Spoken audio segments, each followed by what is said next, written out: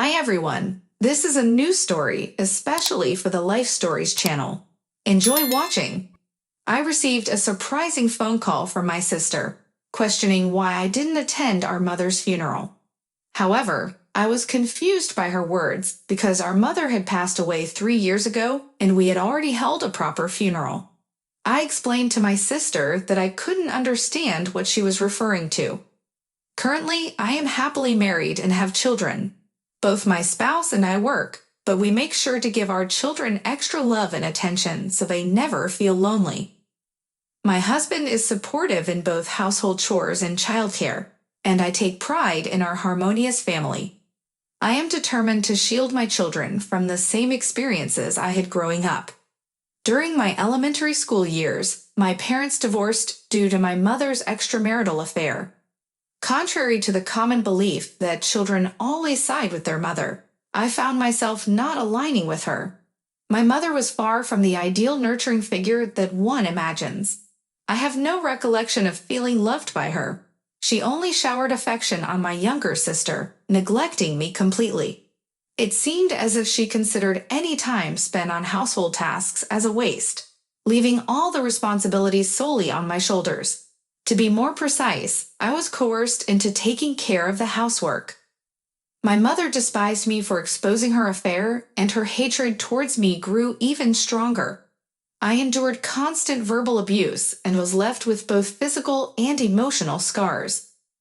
Once the divorce was finalized, my mother took my sibling and I departed. Nevertheless, thanks to my dad and grandparents, I maintained a connection with my sibling where we regularly met.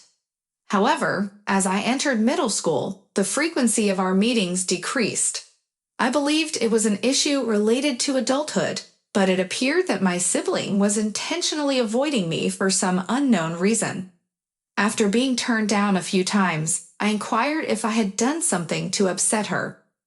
According to my sibling, our mother had informed her that the breakdown of our family was my responsibility. From the perspective of my mother and sibling, I was the betrayer of the family. My sibling mentioned that if she continued to meet a traitor like me, she would be the next one to be abandoned. She could no longer bear to secretly contact or meet me behind our mother's back. She wanted me to cease. I explained that it was our mother who betrayed us first by cheating on our father and causing our family to fall apart. My sibling was aware of our mother's affair. The only difference was that I was the one who informed our father. Despite understanding this, she still insisted that I was the betrayer to her, as she had to live with our mother. She refused to listen, stating that it was my fault for not being able to overlook the situation. During all of this, my father remarried and I gained a new stepmother. Initially, it felt awkward, but my stepmother made sincere efforts to be an ideal maternal figure. Witnessing her dedication, I decided to value my new family and stepmother. I ceased contacting my sibling, and before I realized it, we had completely drifted apart. There were no remaining connections, feelings towards my biological mother, who solely favored my sister. I was granted the opportunity to attend college and secure employment. Just as I believed I could finally repay my father and stepmother, my father tragically passed away in an accident. Despite our growing distance, I informed my sister of our father's passing, as he was still her father. However, instead of offering words of condolence, my sister callously exclaimed, "He deserved it," and proceeded to laugh mockingly. I had hoped she would still attend the funeral, but both my biological mother and sister were absent. Surprisingly, they appeared later when we discussed my father's inheritance. Their garish and inappropriate attire, along with their excessive makeup, made them almost unrecognizable. It astonished me that they seemed to relish dressing so flamboyantly. At the very least, they could have informed us of the date for the inheritance proceedings. We had to check daily as we were unaware of when it would commence. From the conclusion of the funeral until now, my mother had been observing from a distance, hoping to partake in the inheritance discussions. I believe it would have been more appropriate for her to attend the funeral instead. This is because the inheritance discussion was scheduled for today, immediately following the funeral. Due to your remarks, my young daughter had to endure unnecessary suffering. You will ensure that we receive a just portion, won't you? Despite their divorce and separate living arrangements, the children still retained the privilege of inheriting. I had no intention of denying that. First and foremost, my father's personal possessions were not so extensive that they could be distributed among the family. I can generate my own income through employment, and my stepmother is still young enough to continue working. It appears that she intends to work for a while longer, so even if I were to transfer my father's property to my biological mother, my stepmother would not face financial hardship. Furthermore, I desired to avoid any further conflicts. Therefore, I relinquished my claim to my father's bequest. What a foolish man he was! He caused such a commotion over a simple matter and sought a divorce. I consented to the divorce because being with such a narrow-minded man also made my own heart narrow. Yes, it was not our father who abandoned our mother. It was our mother who left our frugal father. My mother insulted and mocked my deceased father. Laughing boorishly, my sister joined in, disparaging our father as well. My sister even belittled me, remarking how pitiful it was that I was raised by a father who had been abandoned. Neither of them displayed any compassion or understanding for the sorrow and grief that my father experienced after being betrayed. You can say whatever you please about me, but please refrain from speaking ill of our departed father. Pardon me? What is the betrayer saying? You are the source of all malevolence. That's correct. And what's with that plain appearance? You do not resemble someone in their 20s. You appear older than your mother. With that countenance, you likely do not have a partner, correct? If you are unable to attract a man, what is the purpose of being a woman? If you do not believe so, then you are filled with imperfections as a woman. After a heated argument, my mother and sister informed me to never contact them again and abruptly left. I could not feel anger or disappointment towards my mother and sister, who refused to consider others' opinions and only insisted on their own. It was a complete emptiness. In that moment, their presence was erased from my life. After their departure, there was a period of silence, but someone coughed and brought me back to reality. The inheritance was then divided solemnly. Years later, my stepmother inherited the house my father left behind, and I continued to reside there. I wasn't certain, but I believed she had me in mind. Even though I was an adult, my stepmother attempted to fulfill a maternal role for me. Her support brought me great happiness. However, she fell ill and was admitted to the hospital. I apologize for not asking you to live with me solely so you could care for me. I understand, but even if we lived apart, I would have taken care of you if you were hospitalized, so please do not worry. I visited the hospital to care for my stepmother during breaks from work. I did not want to have any regrets like I did when my father was ill. You could call it self-satisfaction. Her time was limited, so I wanted to spend as much of it with her as possible. One man stood by me throughout all of this. Before my stepmother's illness was discovered, we had been discussing marriage, but right before, after making the decision to tie the knot, my partner's illness was unexpectedly revealed. In light of this, I suggested postponing the wedding for a while, but my partner insisted on reassuring my stepmother and became an indispensable presence in my life. When the time was right, I introduced my partner to my stepmother, who expressed her anticipation of living together as a family of 3. My partner spoke highly of my stepmother, expressing a desire to see her in her wedding attire on behalf of my late father.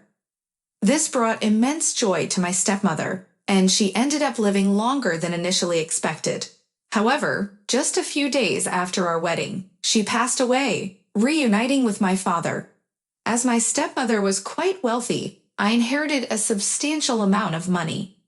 With this inheritance and what my stepmother left behind, my husband and I were able to build a happy family over the course of 3 years.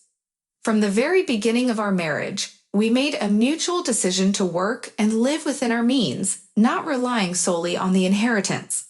Today, like any other day, I went to work and received multiple calls from an unknown number on my personal cell phone.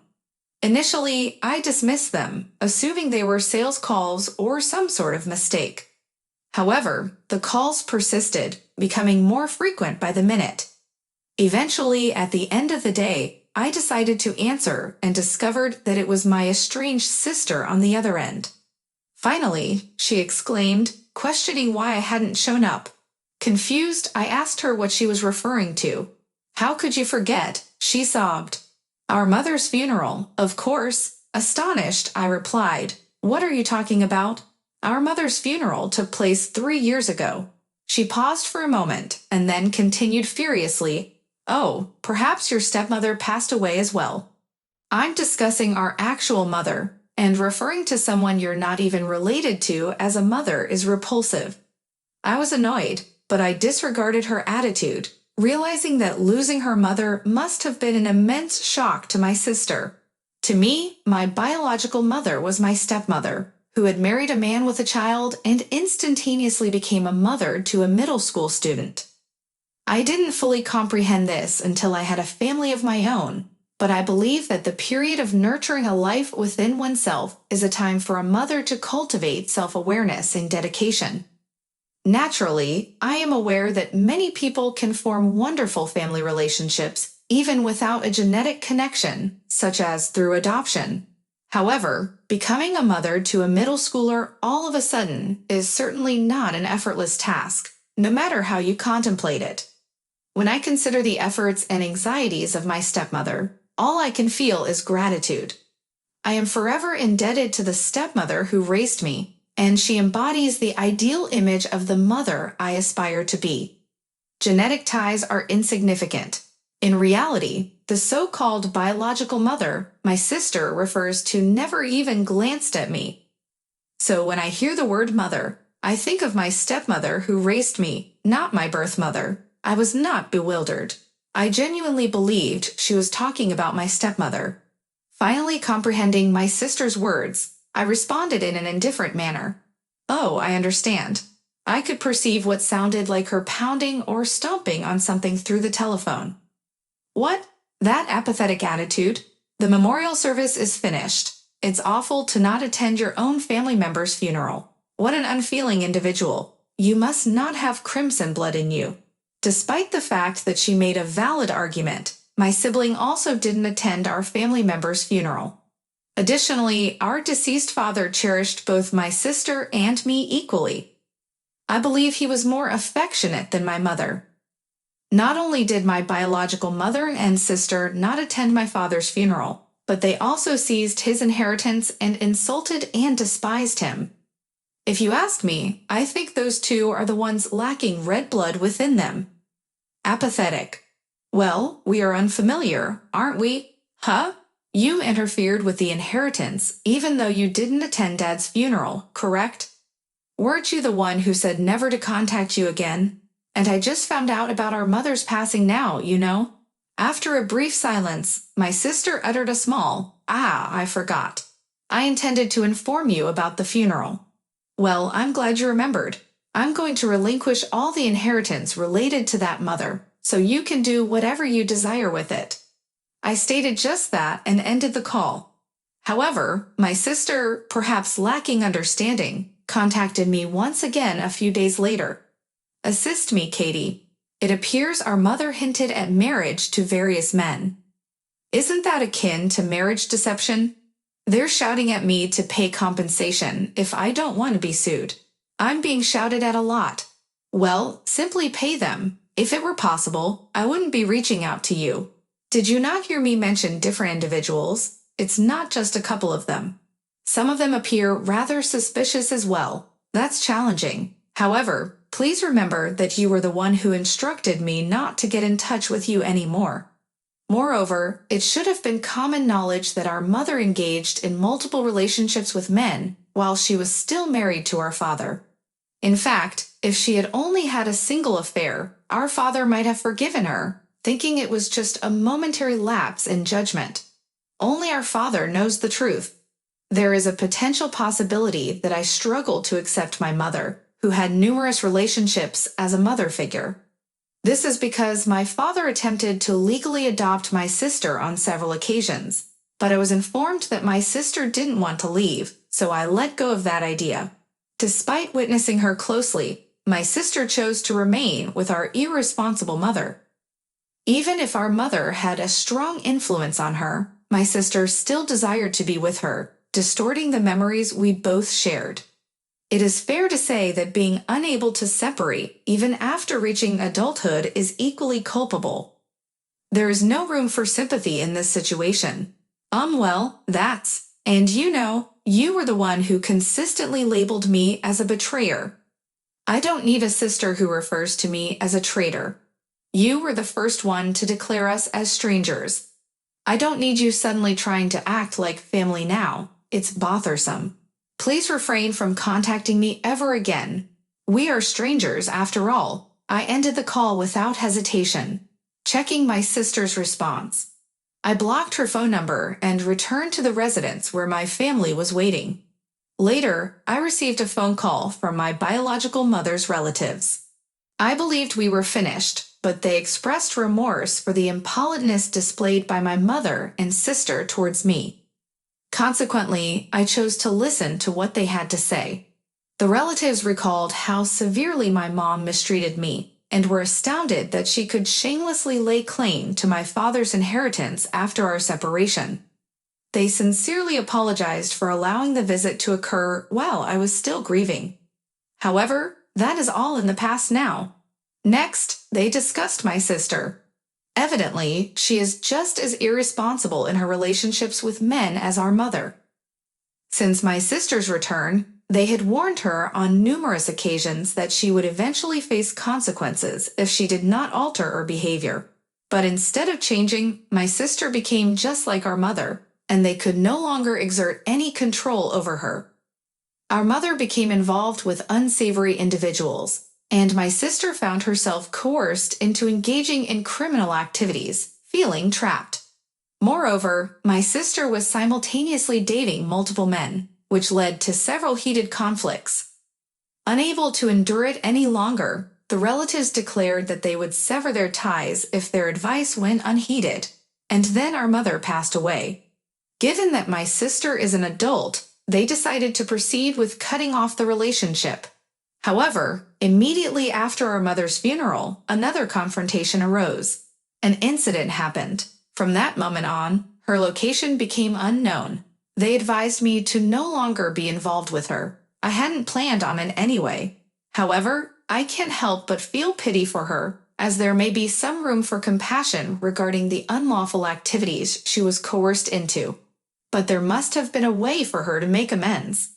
If she didn't choose that path, then I suppose it's her own responsibility. That's what I resolved to believe. After ending the call, I heard the joyful laughter of my spouse and children in another room. I desired to safeguard this family. Therefore, I resolved to live my life, using my biological mother and sister as examples of what not to emulate.